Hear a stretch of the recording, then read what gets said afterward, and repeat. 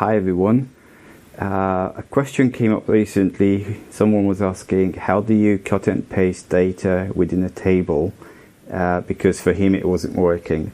And basically what he was doing was trying to select the whole column like this and then doing a cut and pasting.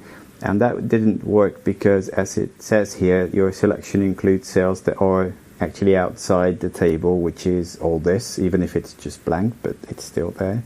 So this way it won't work.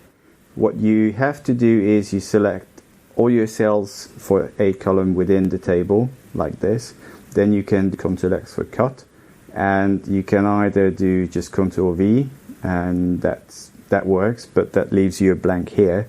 Or on doing that, you can just right-click and insert cut cells, and that way you move things around without leaving a blank. So depending on what you're after, one or the other should do, and that's the same with copying, and it's the same with rows. And yeah, any questions you may have, keep them coming, and I'll try to do a video for you. Thanks for watching.